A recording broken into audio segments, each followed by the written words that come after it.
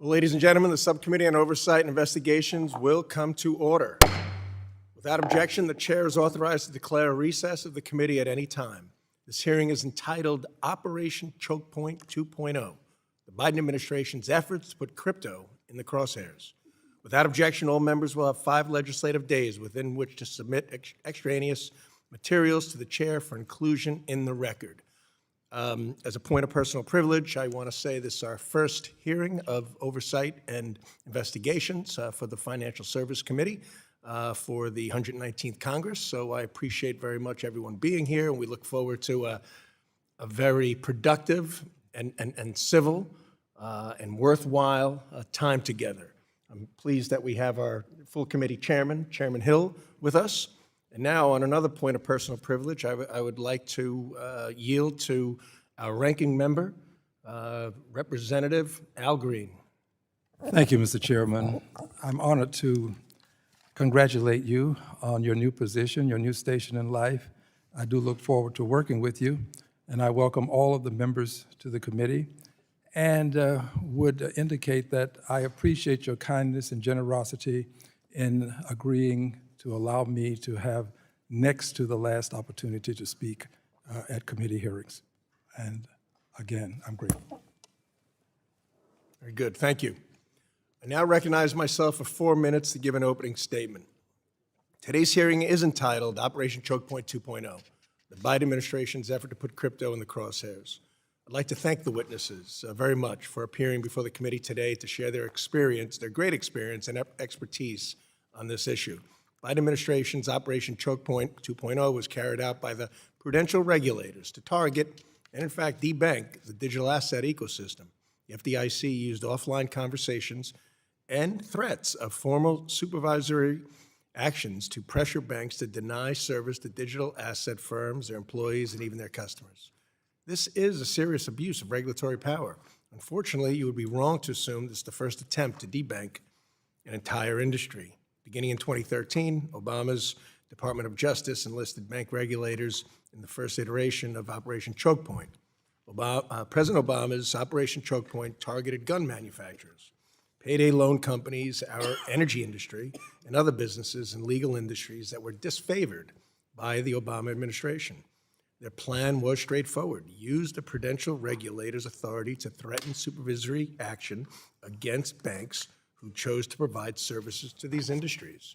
After that, the bank has an ultimatum: continue to bank these customers under the looming threat of scrutiny or comply with the regulators' demands and remove that line of business from their books.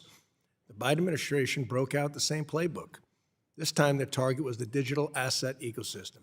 Biden regulators resorted to vague, interpretive regulatory letters threatening banks with negative examination scores and fines if they continue their partnership with digital asset companies.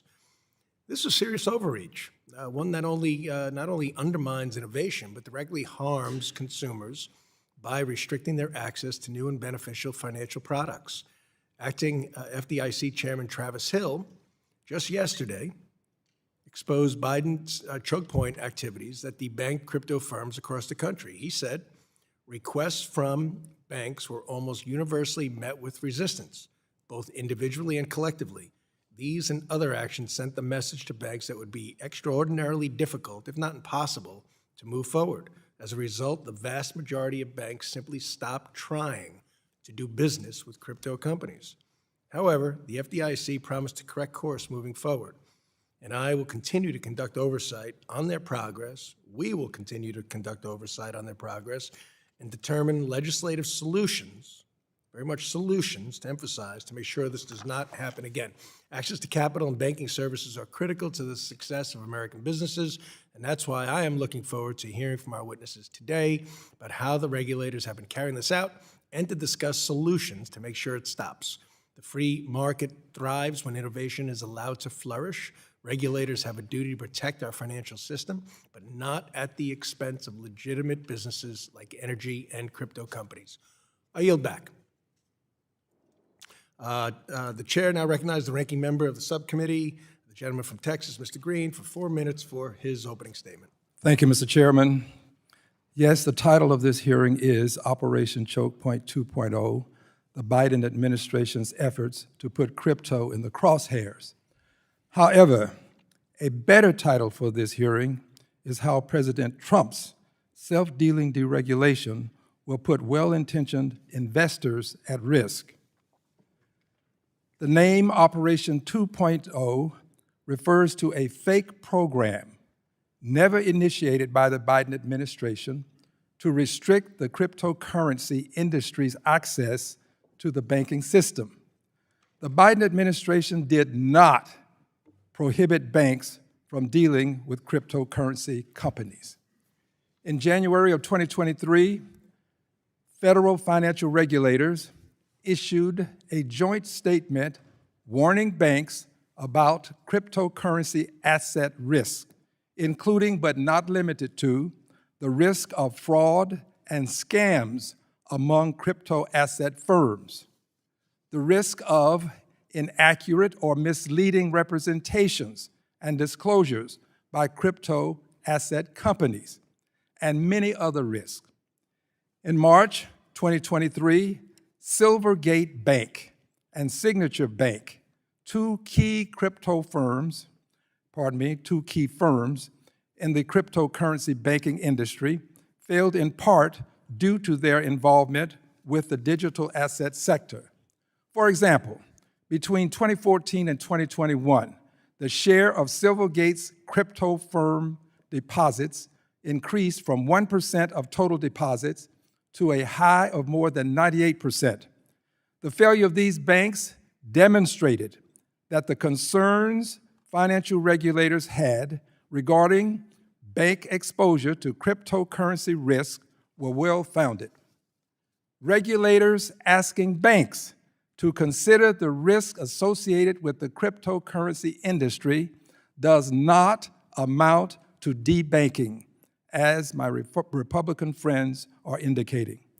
Regulators simply urged banks to exercise caution when dealing with this emerging and potentially risky industry. Unfortunately, this hearing aids the Trump deregulatory pro-crypto agenda, as just days before President Trump's inauguration, he issued what I call a money Trump meme coin that was heavily promoted on social media. Investors who may see this coin as a way to get rich quick may be overpaying for something of dubious value and could be left holding the bag after a sell-off. Notably, the money Trump coins, terms and conditions restrict buyers from bringing class action lawsuits, even if they are swindled.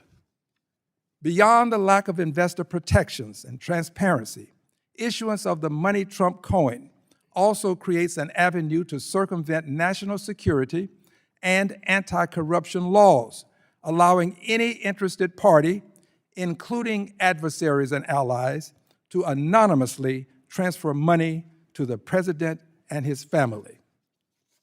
I yield back the balance of my time. Gentleman yields. Gentleman yields. The chair now recognizes the chairman of the full committee, Mr. Hill, for 1 minute. I thank the chairman. Congratulations, Chairman Muser, for your first hearing on this important topic. I want to thank our witnesses for being with us today and sharing your views. Access to banking services is critical to build a successful business and to grow our thriving economy. Consider what happens when a bank refuses to provide services to your company at the direction of a bank regulator. That's exactly what was happening under the Biden-Harris's policy of Operation Choke Point 2.0, which nearly severed the digital asset ecosystem from financial institutions. Our regulators' highest priority should be promoting safety and soundness, true, at all of our financial institutions, but not picking winners and losers. We saw this not only in our bank supervision, but also at the SEC, where one of our witnesses today, Coinbase, an American company registered as a public company with the SEC, was treated poorly, and FTX, a criminal organization, wasn't even investigated. Yield back. Gentleman yields. We will now go to our witnesses, and I will have the honor of introducing each. First, we have, our first witness is Mr. Austin Campbell.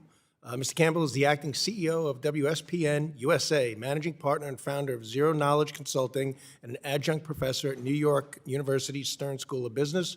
Previously, Austin has held multiple roles in the financial world, including running trading desks at JP Morgan and Citi for over a decade, running the stablecoin platform at Paxos, and being a portfolio manager and structurer at Stone Ridge and NYDIG. Welcome. Our next witness is Mr. Paul Graywall. Paul Graywall is the Chief Legal Officer of Coinbase Global, Inc., where he is responsible for Coinbase's legal, compliance, global intelligence, and government relations groups. Before joining Coinbase, Paul was Vice President and Deputy General Counsel at Facebook and served as United States Magistrate Judge for the United States District Court for the Northern District of California. Thank you very much for being here. Next is Mr. Fred Thiel, the Chairman of the Board of Directors and Chief Executive Officer of Mara. He has over 35 years of extensive experience in the technology sector. He's an acclaimed innovator and expert, having led organizations across diverse fields, including digital assets, AI, semiconductors, and enterprise software. Appreciate you being here. Our last witness is Ms. Shana Oleshik. She is the Director of Banking Policy at Better Markets. She previously was the Deputy Director of the Division of Insurance and Research at the FDIC and has more than 25 years of public sector and nonprofit experience in banking, finance, and economics. Again, we thank you all for taking your time to be here. Each of you will be recognized for 5 minutes to give an oral opening presentation of your testimony. Without objection, your written statements will be made part of the record. Mr. Campbell, you are now recognized for 5 minutes for your remarks. Thank you, Chairman Muser, and thank you to the entire committee for the opportunity to testify today and all the staffers working behind them to make this happen. Mr. Campbell, Yes. is your mic on? My mic appears to be on. Is this better? That's better. Thank All you. right, excellent. So thank you, Chairman Muser. Appreciate the opportunity to testify today and all of the members and staff working on this hearing.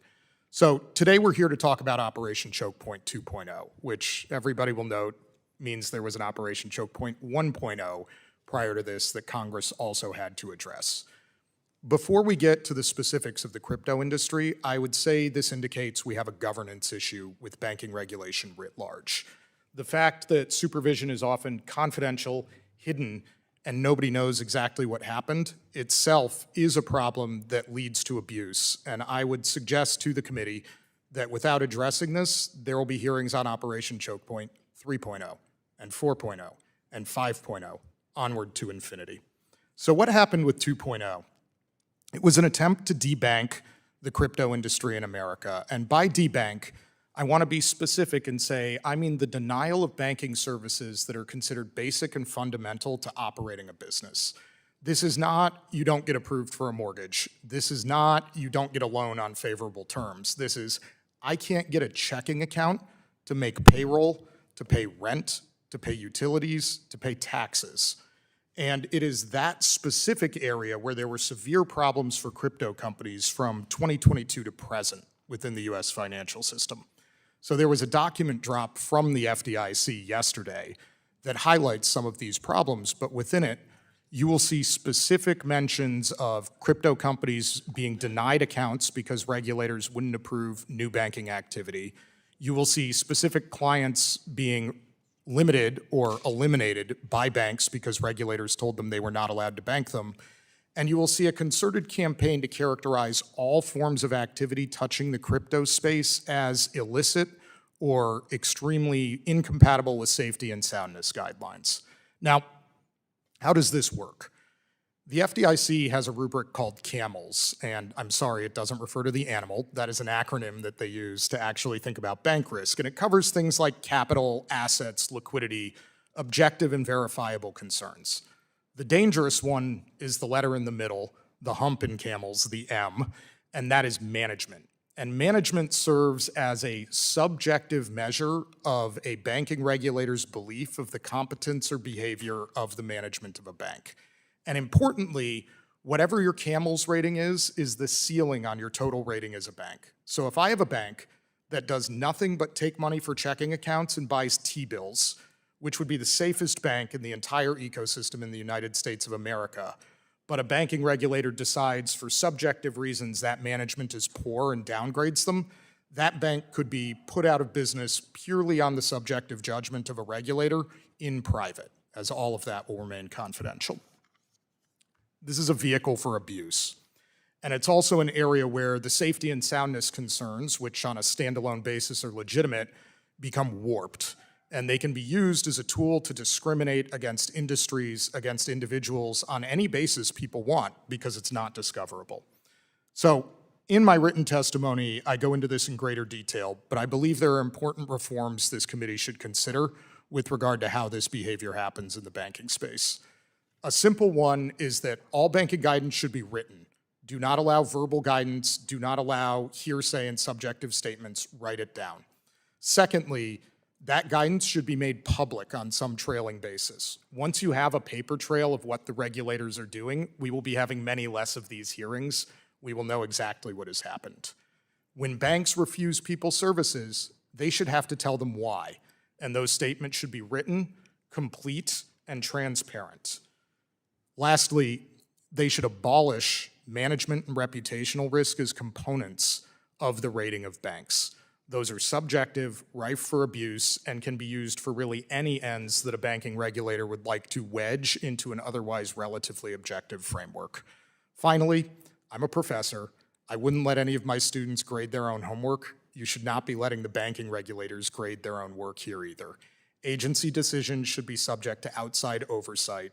Don't let a banking regulator like the FDIC be judge, jury, and executioner in private. Thank you, Chairman.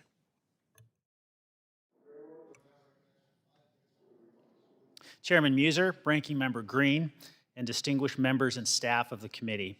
Thank you for the opportunity to testify today. My name is Paul Graywall, and I serve as the Chief Legal Officer at Coinbase, the largest publicly traded crypto company in the United States. Today, I want to shed light on the systematic effort to debank the American crypto industry, and then to deny it the legal protections afforded by Congress and the courts. While crypto is the current target, any legal American industry could be next if regulators continue to use banking services as a political weapon. My focus today is on the actions of the FDIC. In March 2022, the FDIC began sending letters to senior bank officials urging them to stop all crypto-related activity with no clear timeline for review or for sharing any analysis of explicit risks. The letters continued well into 2023. In October 2023, the FDIC's own Inspector General issued a report making clear the FDIC was actively limiting financial innovation with little regard to actual risk to the financial system. That IG report recommended the FDIC establish a plan with timeframes for assessing crypto-related risk and clarify the supervisory feedback process regarding crypto activities. The FDIC agreed to implement these recommendations by January 2024. But more than a year later, the FDIC did not implement anything and still has not implemented anything that adequately addresses these problems. We agree regulators should assess financial risks, but they should not use political bias to stifle a legal industry behind closed doors. As a result, Coinbase and a partner filed multiple FOIA requests to the FDIC to uncover the extent of their actions.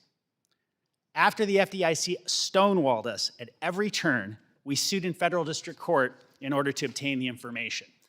The court ordered the FDIC to release redacted versions of their pause letters. The FDIC's initial production, however, was threadbare. But just yesterday, as Mr. Campbell indicated, and at the direction of FDIC Acting Chairman Hill, the FDIC finally released a more complete set of 175 documents, totaling over 700 pages that reveal an even more disturbing pattern and practice to debank our sector than previously known. Over and over again, the FDIC bludgeoned the banks with an onslaught of examinations and questions until the banks relented under the pressure. For example, the documents show that regulators forced banks to deny stablecoin issuers bank accounts for their reserves. That meant stablecoin issuers had fewer places to turn for banking services, causing increased concentration risk and fewer opportunities for community banks and others to grow deposits. In this very room, policymakers have raised concerns that crypto could pose a risk to the traditional financial system. But because of the FDIC's actions, here the opposite happened. The traditional financial system posed a risk to crypto and, critically, its customers. During the same period in which the FDIC was telling banks to halt activity, the FDIC was also publicly denying they were discouraging banks from offering services to lawful businesses, including crypto. For example, in a January 2023 joint statement, the FDIC, along with other banking regulators, explicitly stated that banking organizations are neither prohibited nor discouraged from providing banking services to customers of any specific class or type, as permitted by law or regulation. Regardless of one's views on crypto, everyone should be alarmed that regulators were saying one thing publicly while instructing banks to do something very different behind closed doors. Coinbase's FOIA litigation has exposed this lack of transparency, regulatory bias, and abuse of power. Bringing these issues into public view has significant implications not just for crypto, but for broader regulatory fairness. I remain optimistic about crypto's future in America despite the abuse I've outlined today. We can start by enabling banks to provide crypto services to all lawful businesses. To that end, Coinbase sent a letter to the banking regulators earlier this week, urging them to take specific actions like withdrawing OCC Interpretive Letter 1179 and enabling innovative technology solutions. In addition to opening up banking services to the crypto industry, I would urge Congress to pass legislation that creates regulatory certainty for crypto. I applaud the work of Chairman Hill and other members of this committee for their work on FIT 21 and stablecoin legislation, and we are eager to engage on similar legislation this year. Thank you, and I look forward to answering your questions. Mr. Teal, you are now recognized for 5 minutes. Chairman Muser, Ranking Member Green, and distinguished members of the committee, thank you for the opportunity to testify on the critical issue of debanking of the digital asset ecosystem. I'm honored today to be here to discuss the events that took place under Operation Choke Point 2.0 and the effects it had on the digital asset industry at large. My name is Fred Teal, and I serve as CEO of Mara, a leading company in the digital asset industry and the largest publicly traded Bitcoin miner. Mara is also the second largest corporate holder of Bitcoin. I'm proud to say that Mara is dedicated to fostering U.S. economic growth, advancing domestic energy innovation, and bolstering U.S. national security through blockchain technology. From revitalizing renewable energy assets and strengthening our power grids, to mitigating methane emissions on oil fields and driving efficiency gains in high-performance computing applications like AI, Mara is fueling progress at the intersection of technology and industry. The employees that put on the Mara hat and go to work every day are a team comprised of veterans, blue-collar workers, and technology and finance experts who contribute significantly to our local and national economies. Mara invested nearly $2 billion into the U.S. economy in 2024, including $215 million investment in Nebraska, $229 million investment in Ohio, and over $1 billion investment in the state of Texas. As CEO of Mara, I've had the privilege of being at the forefront of the digital asset industry's evolution over the last 5 years, witnessing firsthand its growth and impact on the future of finance. The United States is no stranger to the disruption and change that accompanies innovation. Our nation has not only witnessed but led the development of transformative technologies like the internet, personal computers, and now artificial intelligence. Blockchain technology and digital assets represent yet another frontier of auspicious change that is already revolutionizing our daily lives. Yet despite the positive impact and promise of this technology, it is undeniable that the digital asset industry has been treated differently, singled out and subjected to unprecedented actions that threaten to stifle America's leadership and innovation. Such discriminatory practices contradict our nation's ethos of technological advancement and pose significant risks to our economic competitiveness and national security. Today, I'm here to shed light on how these opaque behind-the-scenes financial exclusion practices often occur without public scrutiny or legislative oversight, and if left unchecked, jeopardize the ability of legitimate businesses to operate within the United States, driving capital offshore. Clear, fair regulation must ensure that all companies that follow the law and play by the rules are treated fairly and have equal access to basic financial services. It's crucial that we address these challenges to ensure America maintains its competitive edge in this rapidly evolving sector. In 2023 and 2024, companies in the digital asset sector have experienced a disturbing pattern of financial exclusion by major banks, payment processors, and financial service providers. These actions, taken without clear justification, include the closure of commercial banking services, denial of lending and credit facilities, and exclusion from payment platforms. Discriminatory banking and financial policies harm the digital asset ecosystem and broader economic interests. By restricting access to essential services, banks and payment processors are determining which industries can thrive in the U.S. These restrictions also undermine energy and national security goals, as digital asset mining and blockchain technology are key to optimizing energy grids and bolstering security. Financial barriers slow investment in these critical solutions. Additionally, these practices violate free market principles, allowing financial institutions to arbitrarily exclude legitimate industries, stifling competition, and setting a dangerous precedent for financial censorship. To address these systematic abuses, I urge Congress to take several actions. First, ensure equal access to financial services by prohibiting blanket bans on digital asset companies, requiring individual risk assessments instead. Second, increase regulatory transparency by mandating that financial institutions disclose reasons for account closures or denials, ensuring due process. Third, promote a competitive financial ecosystem through clear regulations that allow digital asset businesses to operate without fear of arbitrary exclusion. Finally, protect innovation by recognizing blockchain's role in energy infrastructure and aligning financial policies with national security goals. Some financial institutions have become increasingly welcome of cryptocurrencies and blockchain technology, recognizing the growing and strategic importance of digital assets. Some have established dedicated teams and divisions devoted to integrating this technology, expanding access to cryptocurrencies, and investing in its future. I want to thank those who have partnered with our industry and have vocally advocated for clear frameworks that will provide necessary certainty to allow America to continue to innovate and lead the world on digital assets. In conclusion, the financial debanking of digital asset ecosystems represents an existential threat to American leadership in technology, economic competitiveness, and national security. Without immediate action, legitimate businesses will continue to face discrimination, forcing innovation offshore and reducing U.S. influence in a critical sector. I appreciate the committee's attention to this matter and look forward to answering any questions. Thank you. Thank you, Mr. Teal. Ms. Oleszek, you are now recognized for 5 minutes. Good afternoon, Chairman Hill, Chairman Muser, Ranking Member Waters, and Ranking Member Green, and members of the subcommittee. Thank you for the invitation to testify today.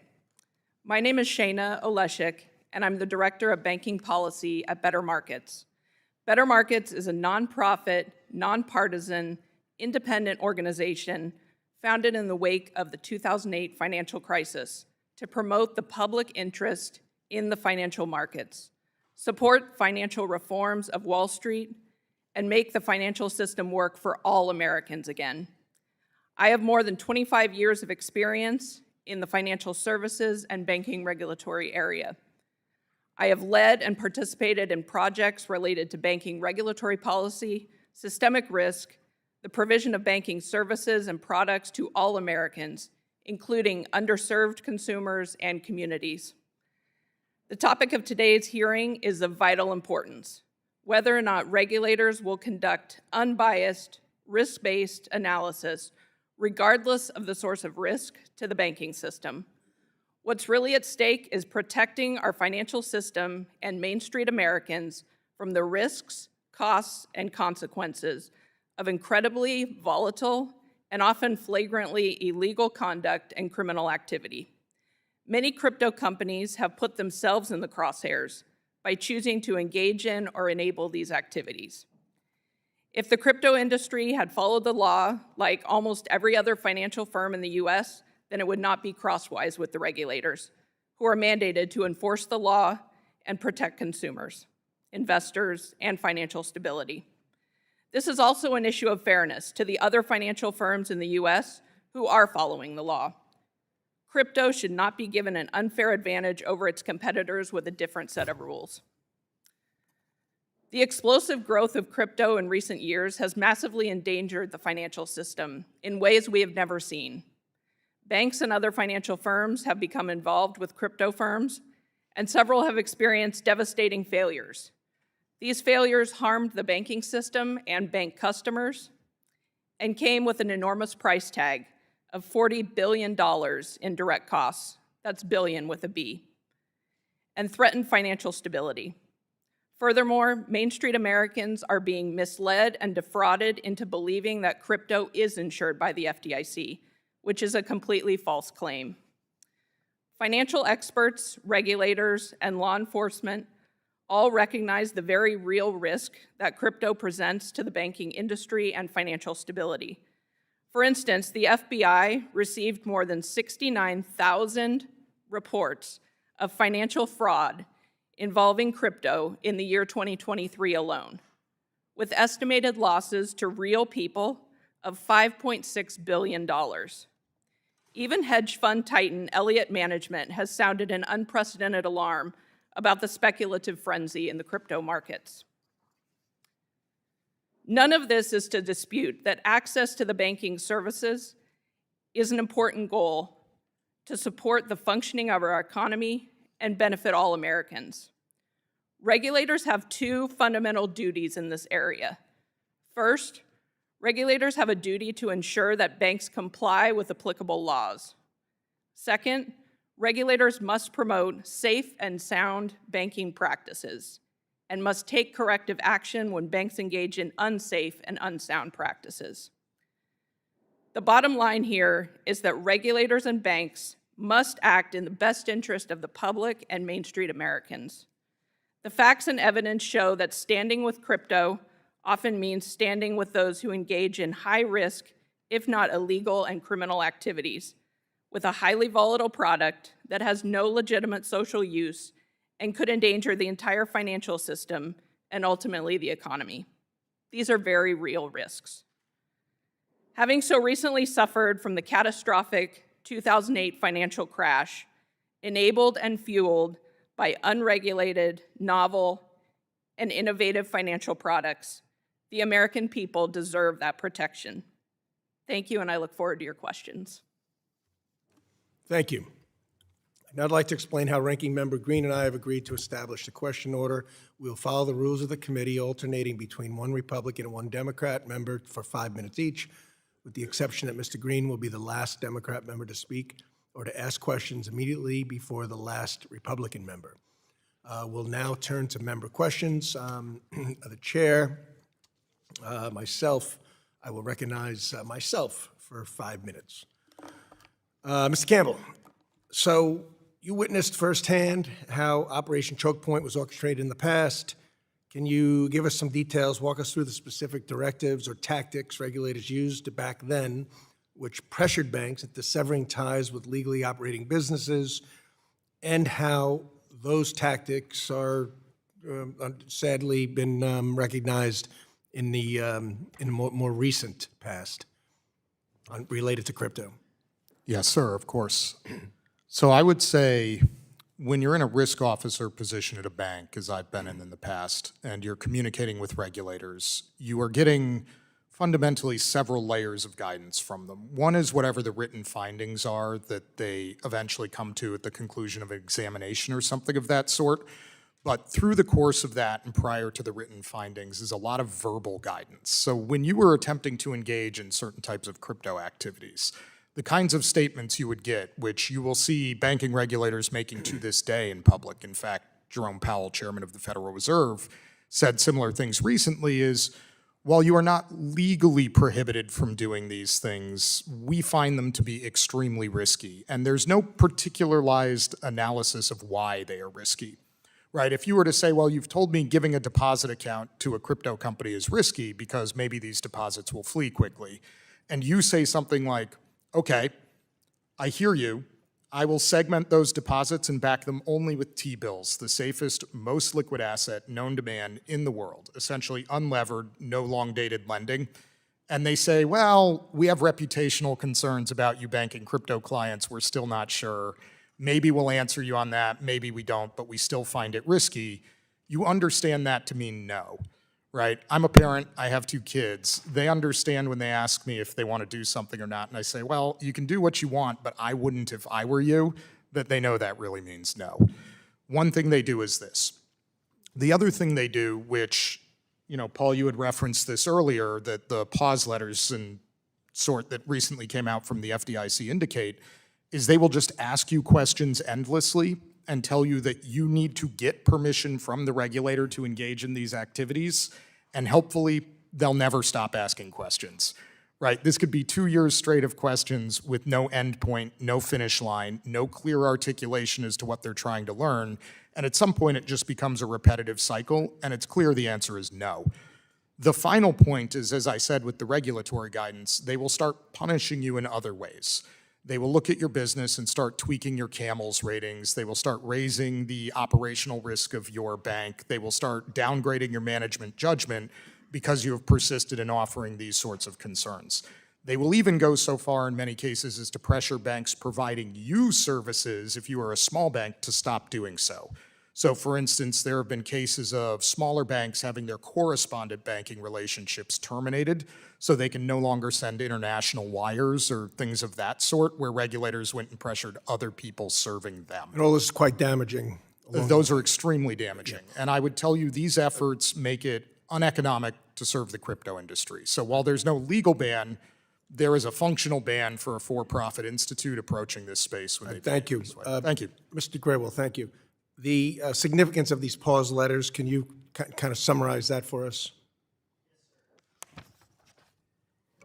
What the pause letters show, Chairman Muser, is that over and over again, banks were subject not to regulation by examination, but regulation by exhaustion. You had question after question raised if even a hint of interest was shared that the bank wanted to enter into a basic service for its customers involving crypto or to facilitate basic crypto transactions. What makes the pause letters particularly troubling is that all of this activity, all of this exhaustion and re-examination took place against a backdrop of the FDIC telling the public something very different. And this comes in the form of the response to the Inspector General report that I referenced in my opening statement. It was in that response that the FDIC suggested that banks had every right to participate in crypto activity. We know that was false, and we know that they had no intention of ever permitting that activity to take place. It's that practice of saying one thing in public and doing something very different in private that I think is particularly concerning, is something that this committee ought to pay attention to. Thank you. Mr. Thiel, in spite of the actions taken by the FDIC, which were egregious and somewhat astonishing, the damage caused, are there solutions? And are those solutions quite attainable? My time has expired, so I'd like to hear that answer throughout the course of this testimony. Thank you. I now yield to the gentlewoman from California, Ms. Waters, ranking member of the full committee, for 5 minutes for questions. Thank you very much, Mr. Chairman. While I would like to really engage on this question of debanking, having worked on stable coins and understand what is going on, both with the big banks of America and with crypto, let me just say the big banks are not interested in opening up bank to the small people, to poor people, and they have debanked large segments of the communities of America already. With crypto, they're divided. Crypto talks about, some of them, they want regulations, others do not want regulations. So I'm not going to spend my time talking about them. This fight is going to go on for quite some time. We must, however, acknowledge the takeover of the federal payment system by an unelected billionaire donor that took place last week. Despite resistance from senior officials, co-President Musk seized access to Treasury payment systems, including the sensitive personal data of virtually every American. I've heard from hundreds of people who are worried about Elon Musk having access to their sensitive data, including the impact on Social Security payments, Medicare benefits. What are the implications of this illegal takeover for the American people? And while we have been confronted with chaos in the past few days, and we're trying to figure out what's going to happen to those employees, those federal government employees, have been told that they're going to be furloughed. They don't know what's going to happen to them. I was absolutely shocked when the President of the United States said to all of the departments that supposedly have people that are working in diversity, equity, and inclusion out by 5 o'clock. It sounded to me like some of those times that we witnessed in the past with communities that told people to be out by sundown, et cetera, et cetera. And so we can talk about what is going on with debanking all that we want, but America is in trouble, deep trouble, and it's not simply about what is happening here with the leadership of this government in America. They're all over the country. I just discovered that Elon Musk is threatening the president of South Africa. We worked very hard dealing with South Africa and getting rid of the kind of racism that was involved historically. And now they're being threatened because Elon Musk is going to open up a battery factory in South Africa. He wants them to get rid of the 30% participation that was fought for so that Black South Africans could participate. And so Trump is saying to the South African government, if you don't get rid of your diversity, equity, and inclusion, we're going to cut off all of the support through the USAID. USAID has been shut down, and it was shut down by the co-president, Elon Musk, and guess why? He's under investigation by the USAID. And so while we talk about debanking, that's an issue, and I'm going to tell you, the banks and crypto are going to fight it out. And I guess the biggest billionaires will win. Because that's what it seems to be all about in this country these days, and that is about billionaires and their power. So go on and talk about it, but I'm going to fight for the opportunity for the average person in this country, for the little people, to have some kind of banking services. We've been screaming about payday loans. We've been screaming about a lack of access for people in poor communities. That's not a big issue anymore. It's about whether the big banks and crypto are going to find a way to get along. So you all carry on with this today, but I want you to know I'm going to continue to pay attention to what the co-president is doing, what this president is doing, and the kind of rally that was seen over at the Treasury Department just a day ago, where everybody came together, thousands of people, to say hands off our private information, hands off Social Security, hands off what is happening with the tax revenue in this country. With that, I know you're glad I yield back the balance of my time. Gentlelady yields. Without objection, I ask unanimous consent to enter into the record the statement by the Department of Treasury about what is actually happening within the payment system and the level of security that has been assured by the Secretary of the Treasury. Without objection. We now recognize the gentlewoman from Missouri, Mrs. Wagner, who is also the chair of the subcommittee on capital markets, and now recognized for 5 minutes. I thank you, Mr. Chairman, and congratulations on your new gavel. And I'm going to try and turn us back to the topic of the day. And I thank our witnesses for sharing the difficulties their firms have had accessing routine banking services simply because of their involvement in the digital asset ecosystem. It is clear that under the previous administration, the Biden administration, digital asset firms were the victims of a pressure campaign initiated by regulators designed to cut them off from our economy. Regulators should not be picking winners and losers based on what industries enjoy the political favor of the sitting president. Individuals operating fully legal businesses deserve the right to seek access to banking, and banks must be free to make decisions about the customers they serve without regulators pressuring them to toe the hostile administration's line. Mr. Teal, has your bank ever stated whether their prudential regulators told them that they should refrain from providing services to digital asset firms? Representative Wagner, we banked with Signature, and when the FDIC shut them down and Flagstar took over the accounts, none of the crypto accounts were allowed to be part of those assets acquired, and we were forced to immediately seek accounts with other banks. We were able to open an account with another bank, deposited $70 million after going through all the approval processes, and 6 days later, we're told we have to shut down the accounts because our bank no longer will bank crypto companies. So the answer is yes. Yes. And what did they say? We were basically given a policy decision by the bank that they would no longer service crypto companies, period.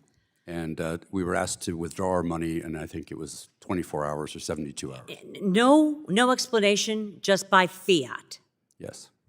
Wow. Mr. Campbell, do you believe the treatment by the prudential regulators related to digital assets differs from the treatment of other lines of business, transactions, and portfolios? I definitely do. There was actually a study recently by the AIMA and John DiAgostino that I reference in my written testimony, where they went and systematically surveyed asset management firms, those who are traditional asset managers, so call it the Fidelities of the world and hedge funds and things of that sort, and then those that served crypto.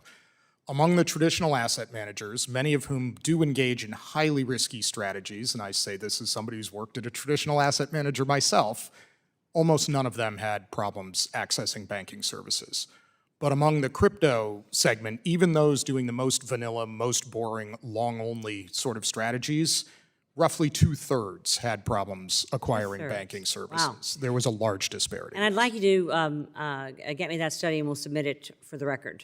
Thank you, Mr. Campbell. Do you believe that regulators are using debanking as a tool to advance their anti-digital asset agenda? I do, and you see this in many of the FDIC pause letters where they just say crypto is bad, and you ask them, well, why do you think crypto is bad? And they say, because it's risky, and you ask them, well, why do you think it's risky? And they say, because it's bad, right? It is circular reasoning, and they never really give any fundamental justification for why it might be risky for, say, Mr. Teal's company to make payroll, right, or pay their rent.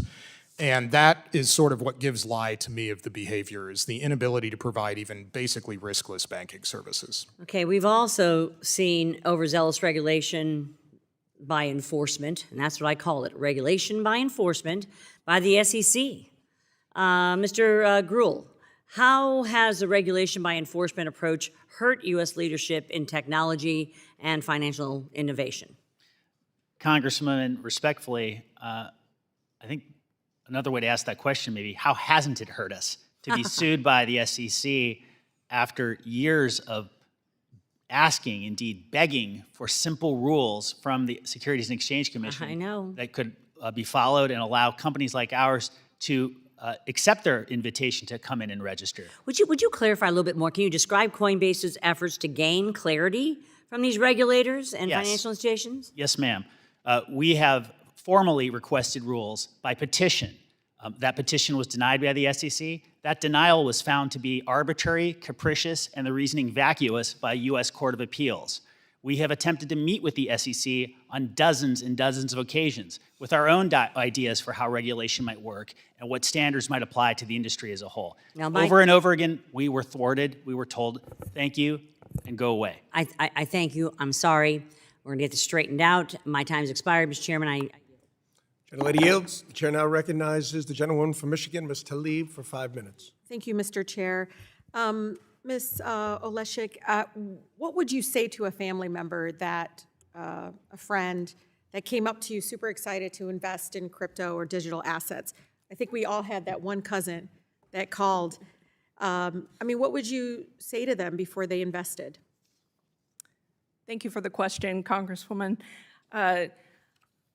I think that Americans are skeptical of crypto, and rightly so.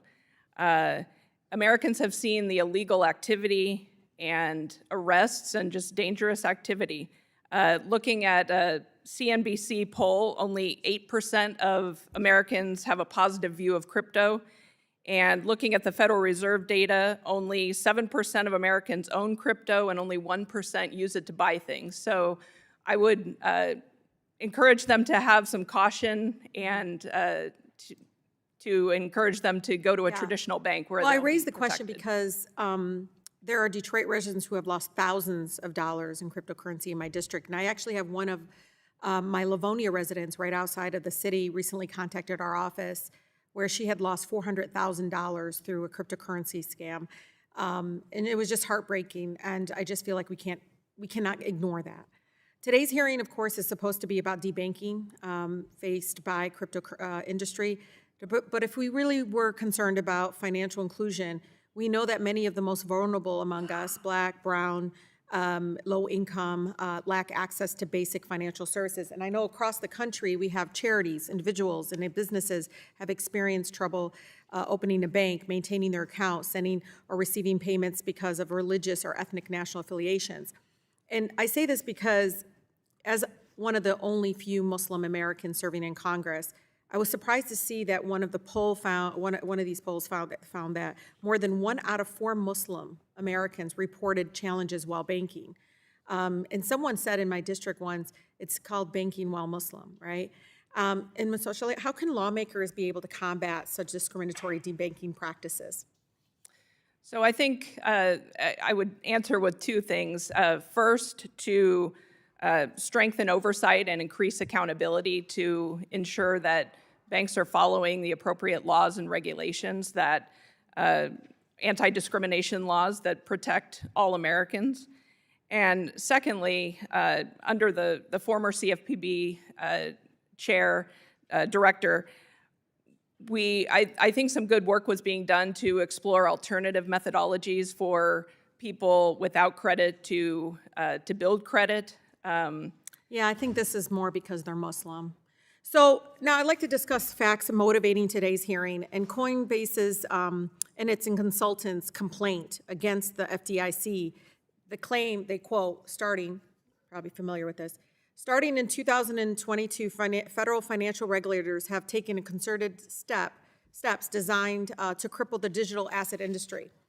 But what's interesting about this timeline, and maybe Ranking Member, you'd find this interesting, what actually happened around 2022? Folks are forgetting, I mean, they were gonna play dumb, but we know what happened.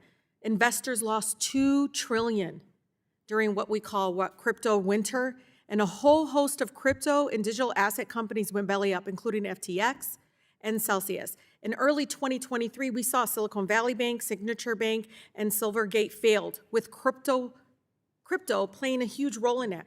So how would you characterize the crypto industry's access to banking services before crypto company and regional banking failures around 2022?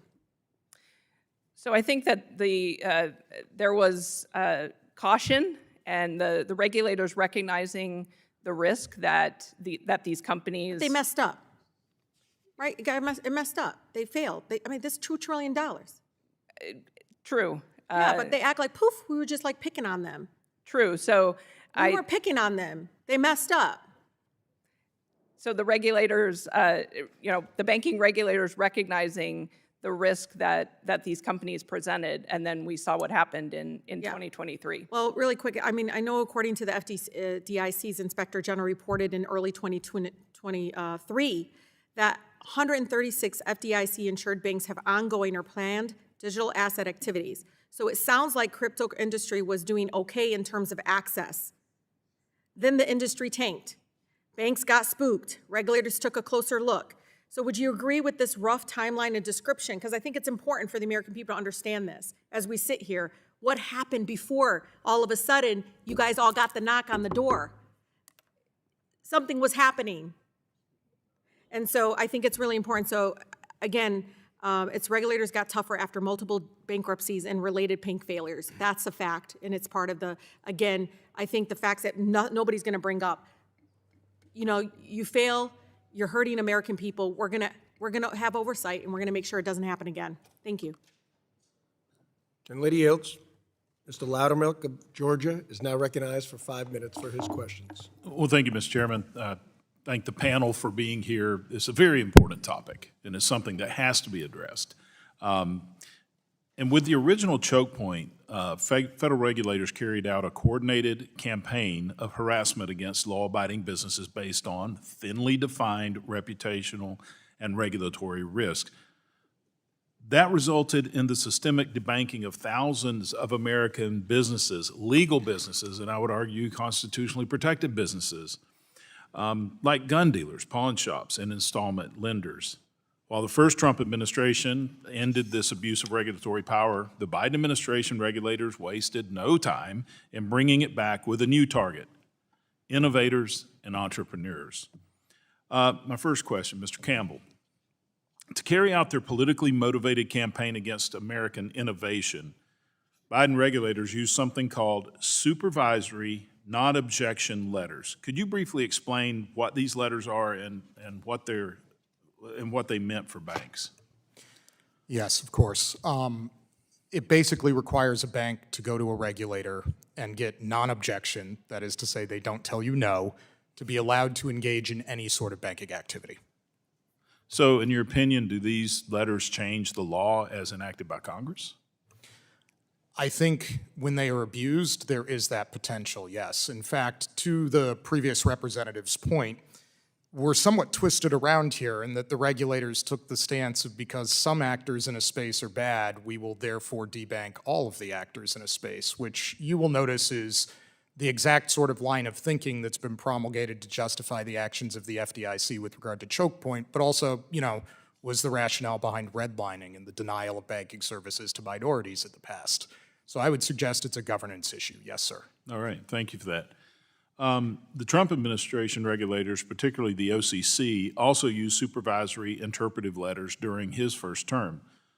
What are the main differences between those interpretive letters and the supervisory non-objection letters issued under the Biden administration? Well, interpretive letters are attempting to parse through the law and give people a path to either engage in actions or a rationale not to engage in those actions, hopefully well-founded. And when they're made public, I think they're very valuable because then everybody is playing by the same rule set. The non-objection letters were particularized, individual, and private. So exactly as Mr. Graywall said earlier, there's no way to know what each individual bank is being told, and it allows a regulator to say one thing publicly and do something else privately, or just as bad, favor some banks over others. So I guess the title of the letters is definitive, interpretive versus non-objectionable. Okay, well, thank you for that. And Mr. Grewal, did the Biden administration specifically issue these supervisory non-objection letters to target digital assets that were previously allowed by the Trump administration? Yes. If banks must ask regulators for explicit permission to bank crypto firms, how does this affect their willingness to bank those firms?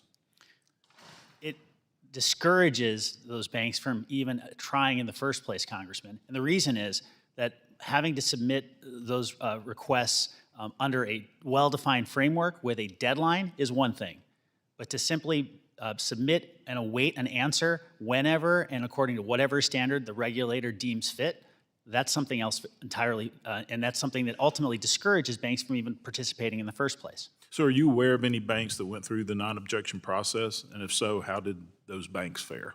I'm aware of many examples of banks who have went through that process as a result of the documents that we secured through our FOIA suit against the FDIC. And what we saw in the documents that were produced just yesterday is that in case after case, when the banks stepped forward and raised their hands and asked for permission to offer basic services, they were either ignored or they were given detailed examination and re-examination and re-examination until they simply gave up. So there was a time, and I believe that the administrative state was established to work with industry to provide guidance, create some consumer protection.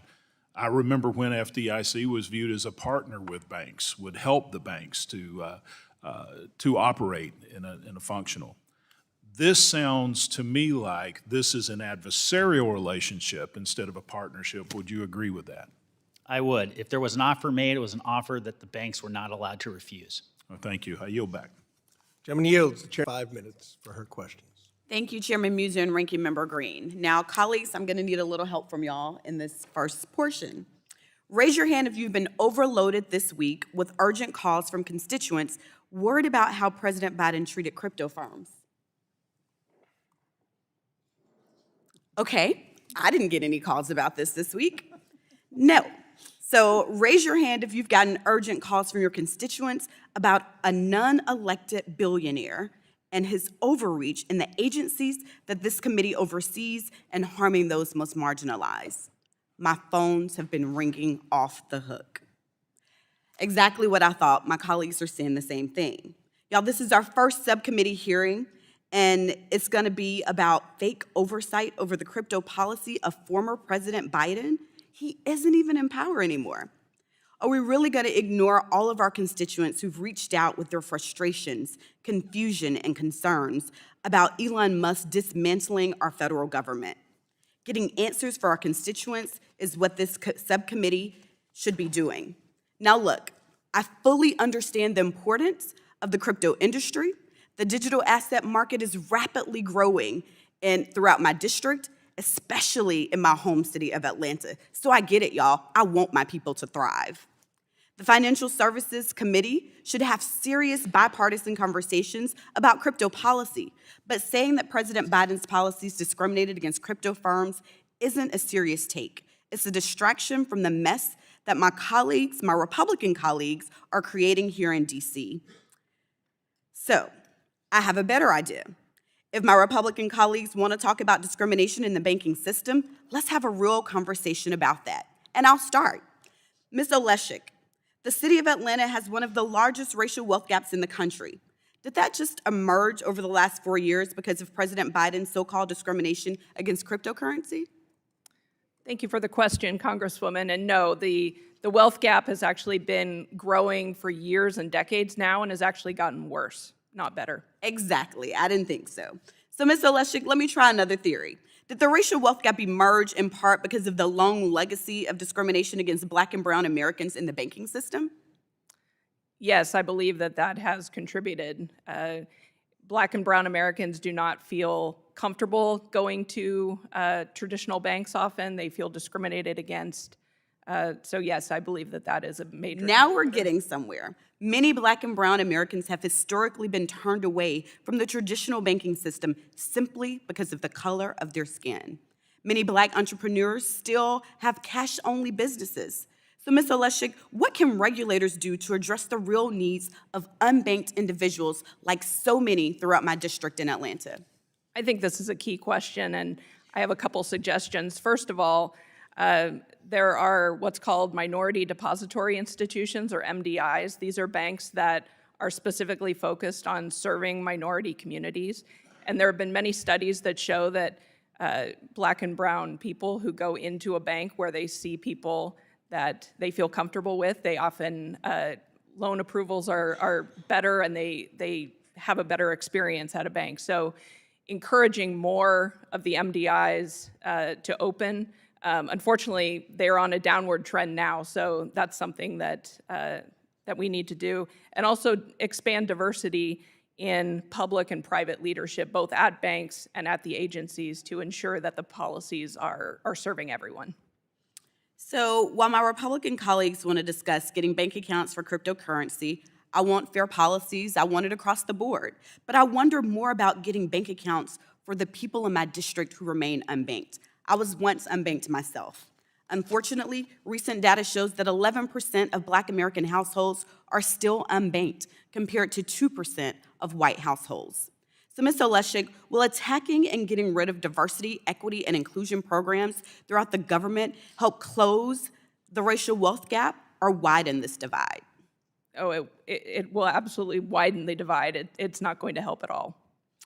So thank you so much for this conversation today. I hope that we can continue to make sure that while we are not only looking out to make sure that cryptocurrency firms and everyone who is seeking to thrive in this industry have access to bank accounts, that we're also looking out for those people that we were sent here to serve, like the people in my district in Atlanta.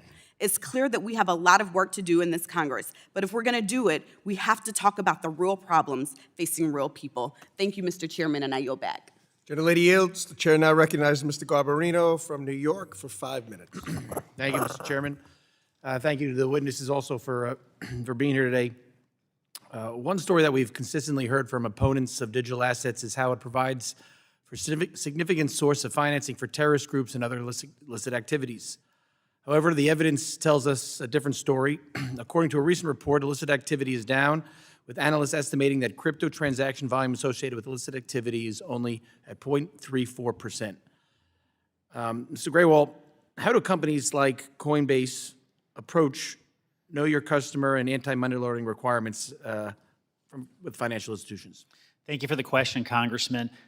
Coinbase is licensed in 45 states as a money transmitter, and also the New York BIT license also applies to our firm.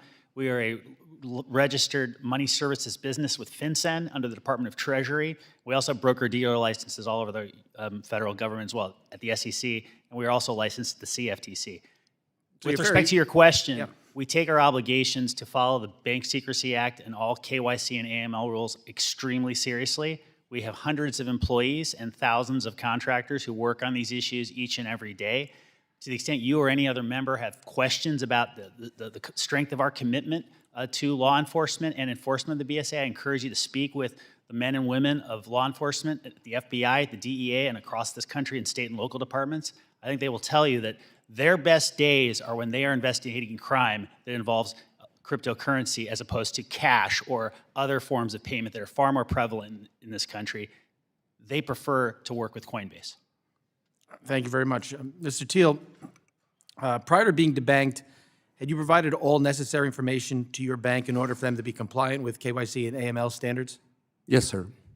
Had your previous banking partner raised any KYC or AML concerns with you during that relationship? None, sir.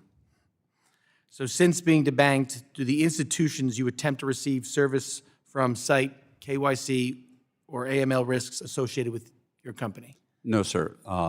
Congressman, they essentially just say they have a policy against crypto. And in some cases, the KYC process can take years, and then they simply say, unfortunately, our committee won't allow a crypto customer. And that's because of regulators. Correct, sir. So there's you have had no concerns with KYC, AML. No banks don't bring that up to you. They just say they can't do business with crypto. Sir, we're a fully SEC-regulated company, audited financials. They don't raise any issues like that. So the regulators are the ones who are leaving you where you are right now. We believe so. Thank you. And Mr. Campbell, you're familiar with KYC and AML requirements, correct? Yes, sir. Can you describe some of the issues that are considered when institutions are working through these requirements?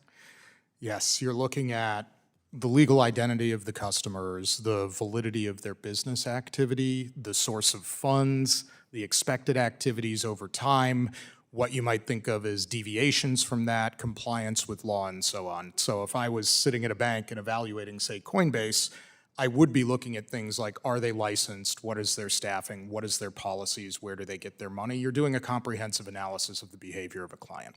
It's a very deep dive, and you feel comfortable after doing it. Hopefully you want to, at least. Yeah. Well, look, and when you don't, usually you should have found something particular, like, oh, this owner is on an OFAC sanctions list, or, oh, they appear to be laundering money for XYZ reasons. It's not really supposed to be about, for lack of a better word, vibes. I appreciate that, and I appreciate all the witnesses with your answers here. It's just obvious that the regulators are. It seems that they're the real reason that this is. You're all here today testifying, and not the banks. And we have to get that under control. That's our job here at Congress. So I appreciate you all being here, and I appreciate the chairman for having this hearing. And I yield back. Gentleman yields. Mr. Liccardo of California is now recognized for 5 minutes. Thank you, Mr. Chair. Thank you to all the witnesses for your statements. I appreciate my colleague Congresswoman Williams' frustration with the focus of the subcommittee on historic analysis of regulation, which I think I might agree with many of the assertions made that in some cases may have been overreach, in other cases I don't think so, but regardless, this administration is no longer in office. I'd much rather focus on a forward-looking approach of what we can do to make things better. And I think debanking and access to banking services is a serious concern. And I hope that, Mr. Chairman, that all of us will agree that we need a strong Consumer Financial Protection Bureau to ensure that access to banking services is widely available, in addition to addressing concerns about banking regulators and its impact on debanking. We've got about 5.6 million low-income households that critically need access to banking services and aren't getting them. So I hope we can be more forward-looking going forward. On that note, I'd like to consider the larger questions that Mr. Campbell raised about banking regulation generally. I thought those were interesting, and I want to pose the question to Ms. Oleshik. Thank you. Thank you for your patience with my pronunciation. I know you've raised obvious concerns about regulation of banks in the context of a digital asset that may have, for example, high volatility. Mr. Campbell recommends, though, as we're thinking about banking regulation generally, that regulators going forward approach regulation in a way that is, and I'm going to summarize here, not perfectly, but first that the regulation be written, not oral, that be public, not secret, that be explanatory of a rationale used to reach the decision, and there be some, for lack of a better term, subject to appeal by a third entity. And I'm just curious about how your view of banking regulation, does that make sense as we think about how we can do better going forward? Thank you for the question, Congressman. I actually agree with a lot of those suggestions. I think we need to start with the perspective that regulators must take a risk-based approach to this issue. And regardless of the industry, crypto or otherwise, regulators must look at what risk that's presenting to an individual bank or to the banking system in general, looking through the lens of financial stability. With regard to the solutions and a way forward, and I described this more in my written testimony, I have two main suggestions. First, clarity on rules and expectations for banks. I think that will set a level playing field for everyone involved. And secondly, more disclosure requirements for banks. I think this will help. It will help on the clarity, but it will also ensure that if someone, whether they're a crypto customer or a minority customer who's trying to get access to banking, they will understand why they're being told no. Thank you. I want to go to Ms. Grewal for a moment. I understand the FDIC has announced on Wednesday that withdraw its current guidance to banks on engaging in crypto-related activities. I know you've urged withdrawal of the OCC interpretive letter, I think it was 1179, which you found to be inconsistent with prior OCC letters. To what extent does the FDIC's action address your concerns? Do we still need to withdraw somehow or another, enact legislation that would force the withdrawal of that OCC? Thank you, Congressman. I think the FDIC's announcement was a positive step, but I don't think it goes far enough. The fact of the matter is that in response to the Inspector General's report, the FDIC committed to conducting risk assessments of the crypto activities that the banks wish to engage in. And to date, we have no indication whatsoever that they did any assessment of the risks that they claim were so significant that they couldn't even allow the banks to participate in those activities at all. The other thing I would point out is that the FDIC, in response to our requests, abused the confidential supervisory information designation to redact page after page of materials in ways that were rejected by a federal court. That needs to be addressed. Finally, in response to an order from a federal district court to produce these pause letters that we were referencing, the FDIC misrepresented that its productions were complete. So I do think there's further work that needs to be done in order to restore public trust in the FDIC, but at a minimum, I do think that the announcement yesterday by the FDIC acting chair was a constructive one. Thank you. Thank you, Mr. Chair. I yield. Gentleman yields. Mr. Haradopoulos from Florida is now recognized for 5 minutes. Thank you, Mr. Chairman. I have trouble with that name, too. No problem. Well, thank you very much for putting this together, Mr. Chairman. This has been very illuminating, especially as a first-year member of the committee, and it's very helpful to get us into the history of this, and it's been very helpful to get this going. And this is my first year in the Congress. We're trying to, I know the Congressman Moore and I, both new to the committee, are trying to kind of get under the hood and understand some of these things. As an outsider, we watched the FTX crisis happen, and we're kind of wondering, where was the oversight? And it was frustrating to see so many folks lose, in many cases, their life savings or significant savings, and the total disregard for their capital. One of the messages you'll hear from me consistently, not only today but throughout the year, is certainty and stability. To me, that is not only important in business but in life, especially as you try to teach that to your kids. And what is a little frustrating is I tried to do my homework on this. I watched the videos from years past before Mr. Gensler, for example, was actually in the job in the government. His videos showed he was actually positive about the industry, thought it would be something productive and using the blockchain to make sure you had that certainty and understand what was happening. And yet, in some of the first few days in this committee, we've learned not only that agency, but also the CFPB is doing everything they can to move capital out of our own country and going to places like the UAE and Singapore. I mean, America is the land of opportunity and where capital, I think, can strive best. With that said, I think I'll just ask Mr. Graywall, if you don't mind. I know these rapid-fire questions. Let me give you a few minutes to walk me through what you went with. We all saw FTX and the lack of regulation.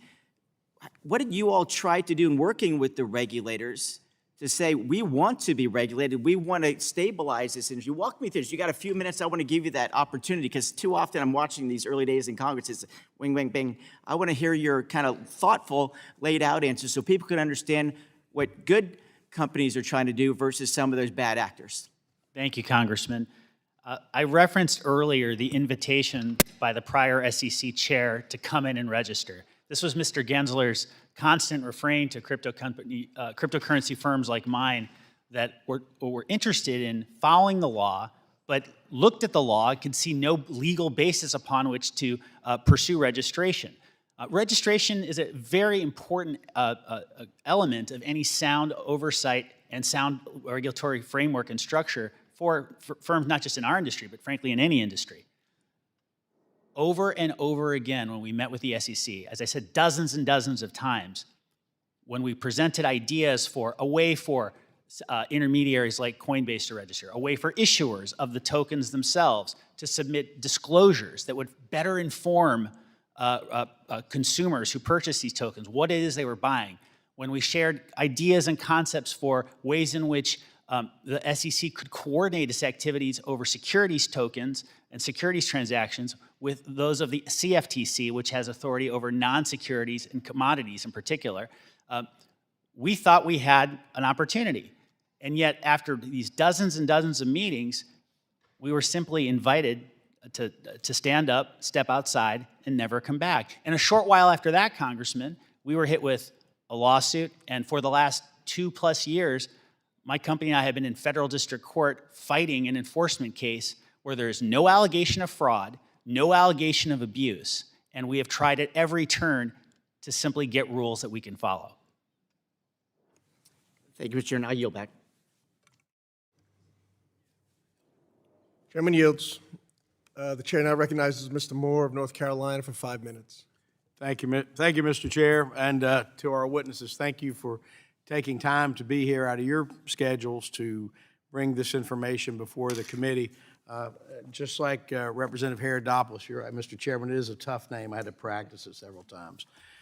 This has been a new experience. I served in our state legislature in North Carolina, and so coming here and seeing things, it's been eye-opening in a lot of ways. But one of the more eye-opening things that I've seen since arriving here is how I've seen how some of our friends on the other side of the aisle will try to, I would describe it as weaponize the regulatory system to try to simply prevent access to types and forms of capital. And it strikes me, I did a little research here, and the country has roughly, 334 million people in it. Most recent data shows of that, anywhere from 27 to 28% of the people in our country either own or use crypto. So based on my I was a solid C student in math, but based upon that, I think that's around 90 million people in this country who have confidence in crypto. And what it seems has been happening by the previous administration and by the other side is an attempt to try to use the regulatory framework to simply tell those 90 million people that they can't invest or they can't own in crypto. And I can't frankly think of anything that is more antithetical to a free enterprise system. So I first of all thank those of you who are providing these opportunities for just ordinary consumers to be able to participate in a meaningful way in this new digital marketplace. I think it's digital currency is not only is the future, frankly, it is the present when nearly a third of the people in the country are actively using this. And I certainly don't want to repeat comments that have already been made so well by other members of the committee, but the regulatory framework of trying to add in the pressure to the banks to not engage with crypto, the pause letters, the opaque, I guess is the way to describe it, supervisory warning letters, and then of course the threats tied to the CAMELS rating as well.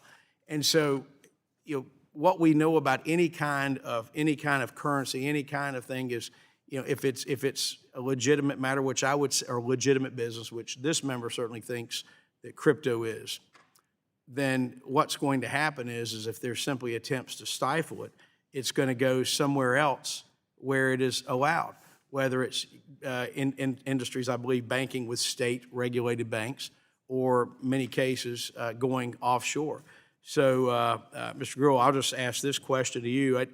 One, it does seem to me that as U.S. regulators are impacting the American digital asset community, it would appear, and you can tell me if I'm wrong, that it is impacting our ability to compete globally. And if that is in fact the case, sir, are there any other countries that are more welcoming to that financial innovation? Thank you, Congressman. There's no question that the sclerosis that we've all operated under here in the United States for the last many years, I will put it that way, regarding legislation regulation has led to a flight from the United States to other jurisdictions. The Europeans, for example, have passed a market in crypto assets form of legislation that, while not perfect, offers a reliable, steady framework within which to operate. That has drawn capital. That has drawn jobs. It was mentioned earlier, Singapore, another global leader in cryptocurrency regulation. They too are drawing capital, jobs, and frankly, enthusiasm and creativity that belongs here in the United States. While crypto is a global technology and a global industry, so much of the most important innovations actually were developed here in America. And yet, through this absence of regulation, this sclerosis, we've simply pushed entrepreneurs and risk takers, appropriate risk takers, the kinds of risk takers we used to be proud of in this country, to other parts of the world. Thank you very much. Mr. Chairman, I yield back the balance of my time. Chairman yields. The chair now recognizes Mr. Davidson of Ohio for 5 minutes. Thank you, Chairman. Thanks for allowing me to wave on to this subcommittee. I'm the chairman for National Security and Illicit Finance. Obviously been involved in digital assets and capital markets for a while, but normally wouldn't get to participate in this subcommittee, so thank you. It's a great hearing topic. Under the last Congress, I was on the Weaponization Committee, and we dealt with Operation Choke Point, frankly. We looked at how banks were weaponizing the Bank Secrecy Act, really not of their own initiative, but under pressure from regulators and, frankly, the Department of Justice and even the FBI. So thanks for coming time. Look, the idea that we're referring to this as Choke Point 2.0 is pretty embarrassing because it means there was Choke Point 1.0, and that was under Obama, then under Biden. So we're noticing a theme. Hopefully, we'll be clear because Congress will take action to make sure that we lock in this electoral mandate to reject the weaponized government that we've seen and make the most of this market. Just yesterday, having taken control of the FDIC from disastrous leadership, the Trump administration released 175 documents. Mr. Grewal, you highlighted a number of implications from some of those documents, but I just wanted to start with you and be clear that the targeting of the industry not only affected your company, but it affected Signature Bank. Barney Frank's portrait's right up there, and he was on the board of Signature Bank. He said there was no solvency issue. The problem was they're banking crypto. Did the improper seizure of Signature Bank scare the industry? Yes, Congressman. The industry was not only scared, they were terrified because that was a bank that was meeting its customer requirements, fulfilling every regulatory obligation, and simply because it chose to put its business into the hands of the crypto industry and its customers, it was effectively told to shut down. Yeah, they were targeted and literally the assets seized. And look, it kind of reminds me, you know, in a pasture, cows, not all of them have to hit the electric fence. They notice one of them hits the electric fence and everybody else kind of gets the memo. Stay clear. And it seems like that was the intent. Does anyone kind of disagree with that? Does that seem like that was the intent of that? That was absolutely the intent. Yeah, thank you. And look, you highlighted the collaboration that firms were doing with regulators. And, you know, one of those, as the, you know, Mr. Campbell, in addition, as the FDIC would demand letters of inquiry, they would say, oh, give us a little more information, a little more information. Did they ever reach a point where they had learned enough about the business model and say, oh, well, now we understand you're green lighted to go ahead and participate. You're safe and sound. Did they ever do that? No, as best we know, almost no bank was ever given approval for these actions. And I think there's a coordinating committee. I don't know really where they met or what the nexus was. You know, Elizabeth Warren kind of wants to take credit for it. Gary Gensler met with her often. You know, Lael Brainerd from the FDIC, the Fed, kind of went into the administration. And they seem to be coordinated in the effort to shut down the industry. I think that, if anything, you'll see a coordinated approach to kind of de-weaponize that and let the money be the money. And, you know, the reality is we've seen for a long time, and look, some of my colleagues highlighted it by saying, oh, it's targeting, you know, black or brown people or whatever. But the reality is, unfortunately, at times in our country's history, we've seen the financial services sector basically used as leverage to say, oh, well, you're not going to bank those people, are you? In this case, it really meant somebody with a business model. It didn't mean that it was sound or unsound. It just meant we don't like you. You're not going to bank those kind of people, are you? And that's exactly what the administration was doing to this entire sector.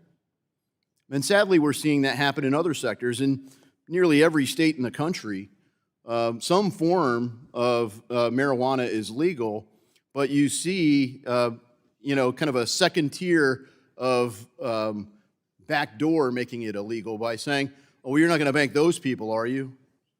So people, whether they're investors, employees, or anything else, in a lawful sector are being debanked. Ms. Oleshnik, could you give us some insight into what we could do about that? Thank you for the question, Congressman. So I think that we need to focus on, as I've said earlier, the risk analysis of every, the regulators need to ensure that there's a proper risk analysis being done of the risk that that's being taken on, and every lawful business and customer and person is entitled to access to the banking system. Yeah, we could pick up on that. We've done a lot. One of those bills was safe banking. Hopefully we'll get something like that along the finish line as a result of this focus on choke point. Thanks for the opportunity, and I yield back. Chairman yields. Mr. Downing of Montana is now recognized for 5 minutes. Thank you, Mr. Chairman. Now, as Montana's former regulator for securities and insurance, my mission was to hold bad actors accountable, to lower insurance costs, to reduce unnecessary regulations for Montana businesses. Tried to partner with business, try to streamline that while making sure that we do hold those bad actors accountable. My job was not to tell businesses who they can work with. The priority of the regulators is safety and soundness. And under Joe Biden, the priority was picking winners and losers, pushing policies that could not get enacted through Congress, from suffocating fossil fuel companies to stifling digital asset innovation in the United States. So my first question, Mr. Grewal, can you tell me what you expect regulators to do to protect the safety and soundness of the digital asset ecosystem? Thank you, Congressman. I suppose to put it as simply as I can, to say what they want us to do, and when we do it, to say what else we need to do in order to comply with their expectations. It's the combination of refusing to lay out simple rules that we can all follow, and when they have questions with compliance with those rules, operating under the cloak of secrecy and using tactics such as delay and obfuscation to essentially exhaust the firm into submission. Thank you. Mr. Campbell, do regulators treat digital asset companies differently from other lines of business? Yes, sir. Yes. Mr. Teal, do you believe the Choke Point 2.0 scheme drives companies like yours out of the United States? Congressman, 2 years ago, we made the public statement that we were going to move 50% of our revenues offshore because of the regulatory environment we were operating in. We grow at a very fast rate. We tripled our size in 2023. We doubled it again last year, and will likely grow at a very large rate this year. We make investments, if you look at last year alone, of $2 billion in the United States. That $2 billion results in $10 billion of GDP growth, jobs that are created, people that get schools paid for. In communities in Texas, our property taxes alone fund the fire department, the police department, and all sorts of public services. The fact that we have to look to go offshore for that, which increases our cost of doing business, is the only way we can survive as a business when the regulatory environment is antagonistic to our business. Thank you. I'm proud to represent Montana's 2nd District. It's a very rural and sparsely populated. So, Mr. Teal, when companies are forced to shut down or exit due to unreasonable and political regulations, what's the future of innovation in states like Montana? Well, unfortunately, Congressman, innovation ceases to exist in those states when technology companies like ourselves move out of the state. One of the downstream benefits for companies like us to come into states, especially rural states like Montana, is we have to train technicians. We hire technicians, we upskill them. We hire a lot of veterans, and we're a very proud employer of many veterans. We upskill them so that they're able to service the technology products that we put in the field. They're able to operate them, install them, manage them, monitor them. And if we pull up stakes and go, there aren't other jobs for them in those regions. Thank you. You know, the United States, must maintain its position as the hotbed for innovation, around the world. And access to banking services is crucial for fostering growth and opportunity. If you take issue with an industry, you can always pass a law rather than allow unelected bureaucrats to foreclose on their ability to do business.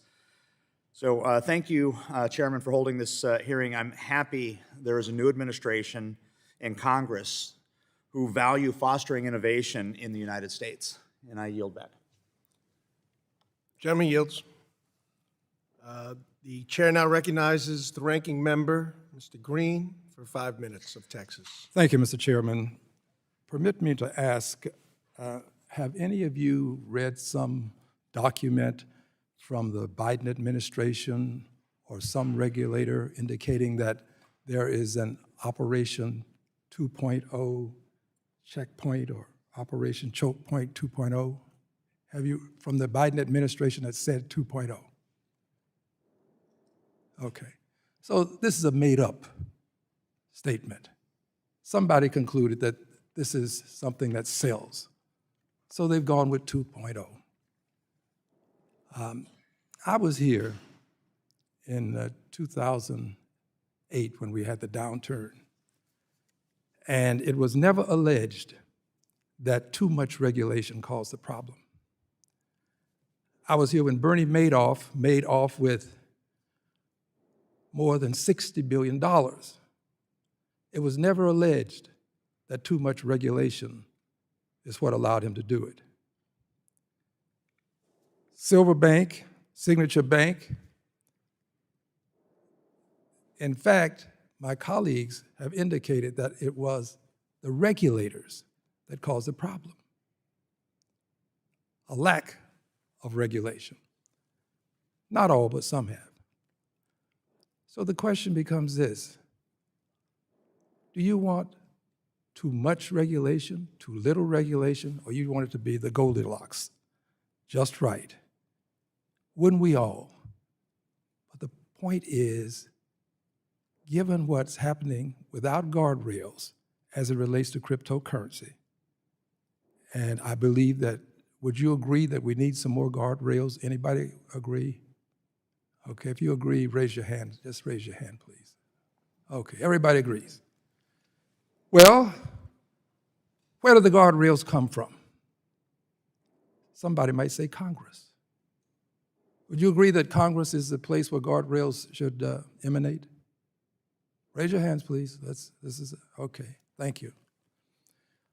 For Congress to act, you have to have an act of Congress. Congress hasn't been able to act for various and sundry reasons. I don't want to get into all of it. But the regulators are in a tough position. I wouldn't want to be a regulator. It's a tough job, because if a bank fails, then you didn't do enough. And then if it somehow doesn't give you the kind of regulation that you want, it's too much. I wouldn't want to be a regulator. But I do know this. I was here to receive all of the complaints in 2008 and all of the complaints in the 60s, I think it was, when Bernie Madoff performed his dastardly deed. A good many people who want less regulation won't be here to receive the complaints. They come and they go. But there are some of us who have decided that we want to be here today and tomorrow and thereafter. And we've been fortunate enough and blessed enough to do it. So I'm not going to get angry with regulators because those who are regulated contend that they're overregulated. I want to fix a problem, but I'm not going to take all of this and conclude that the regulators are overregulating, when you all agree that there should be guardrails. At some point, Congress has to act. I've seen Chairman Waters when she was chair and as ranking member. She and Mr. McHenry worked to try to give us the guardrails. But it's difficult to satisfy enough members to get something done.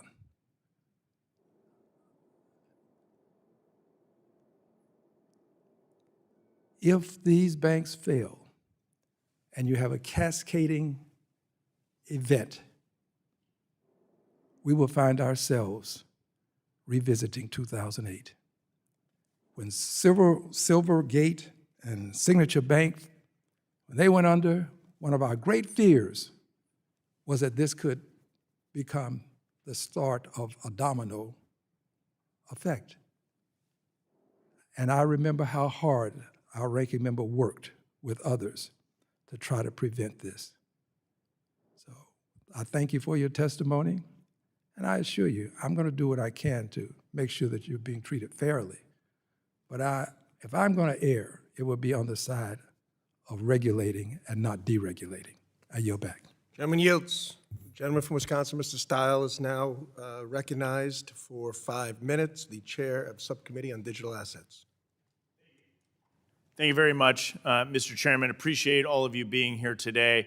As chairman of the committee, on the subcommittee on digital assets, I take great interest to this and appreciate you, Mr. Chairman, for waving me on to the committee today on what has been an incredibly important conversation. My colleague across the aisle, in his closing remarks for the minority, referenced that Choke Point 2.0 might be a made-up statement. But I feel like that is as if you open the door of your home, the sidewalk and driveway is wet, and you conclude, aha, but I didn't see the rain. It's pretty obvious what's going on when you actually look behind the hood and use common sense, just like you would if you open your door and you look out and your driveway is wet. Common sense tells you that it rained.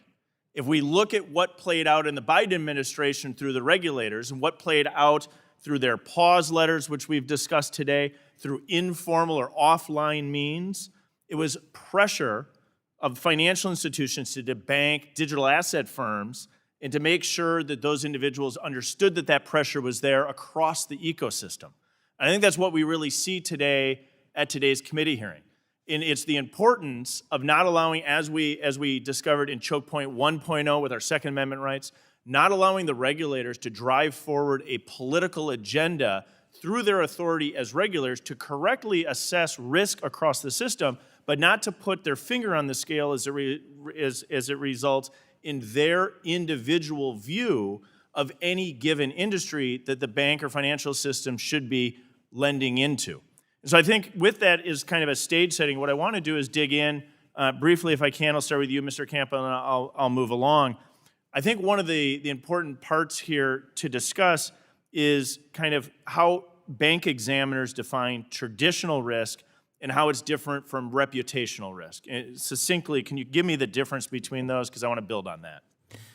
Yes, reputational risk is essentially we believe a bank is doing something that could damage its reputation in some ways that would cause customers to disfavor it versus forms of business risk that are more objective, like you're lending to very risky people. And so would reputational risk, could that be used as a shield for regulators to inject political objectives into the banking system? It certainly could be, yes. And do you think that that was the case as it relates to crypto investments? Well, I mean, there's a great example of that. Paxos ran BUSD in New York. They've been regulating stablecoins since 2018, and thanks to regulatory pressure, that had to be shut down. Like, I have the privilege of having built one of two stablecoins that was above 10 billion and went back to zero. We disrupted no markets, returned every penny. There was no danger to everybody, and shutting it down benefited Tether. Let me jump to you, Mr. Graywell, if I can, to build on this. In your experience, how do regulators and banks think about reputational risk, and to what extent does the political bias or policy bias of the regulators, how are they leveraging those two risks to drive their agenda? Well, reputation in banking matters, Congressman. There's no question about it, but it too often is used as a catch-all or an excuse for other considerations that have no basis in law or, frankly, no basis in fairness. There's no question that additional guidance from this Congress would be extraordinarily helpful in cabining and restricting the use of reputational risk to simply deem unacceptable all sorts of industries or individuals who happen to be out of political favor. Yeah, and I think broadly speaking, as we wrap up today's hearing, and thank you, Mr. Chairman, for scheduling it, this is a broader point that politics don't belong in our banking laws. And what we want is the regulators on their task to analyze actual risk in the system rather than putting their finger on the scale to drive forward their own partisan, political, or social agenda. And so having today's hearing on choke point 2.0 in a recognition that this really was occurring by the regulators inside the Biden administration, I think is important. I think it's a bit naive or attempting to discredit the facts when to say that that it's not occurring. And again, I go back to my analogy. If you open the door of your home and the pavement's wet and your driveway is wet, it rained. And as we look back as to what happened inside our financial system under the Biden administration, we could have a debate of whether or not you feel like you need more evidence, but I think the evidence is pretty clear. It rained. And we need to stop this, and we have a real opportunity. One final point, it was referenced that legislation didn't get done in the previous Congress under the Biden administration. The good news is we have Republican unified control, and I think we got a great opportunity for Congress to act. Look forward to working with everybody. Mr. Chairman, I yield back. The gentleman yields. Before we adjourn, I'm going to take a point of personal privilege and yield to the ranking member. Thank you again for your kindness, Mr. Chairman. Mr. Chairman, sadly today, and to a certain extent happily, we have one among us who is going on to bigger and better things. She has been an outstanding public servant, a brilliant, brilliant, brilliant asset to the committee in that she has worked with us. Many of the things that we have been able to do successfully, we can contribute to or attribute to her and her brilliance. So today, Esther Kong is going to be leaving us shortly. This is her last hearing, and I would hope that we respect her and appreciate her enough to give her a round of applause.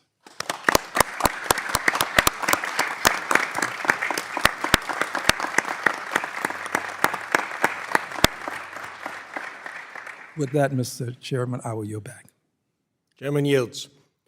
Well, we'd certainly like to thank our witnesses for their testimony today. I think it's clear we need the FDIC to provide clear guidance and regulatory responsibility for the digital asset industry. Congress and this committee will create a framework for digital assets regulation, but prudential regulators must immediately allow the crypto industry access to financial services. Without objection, all members will have 5 legislative days within which to submit additional written questions for the witnesses to the chair. The questions will be forwarded to the witnesses for their response. I ask our witnesses to please respond no later than March 31st, 2025. This hearing is adjourned. Thank you all.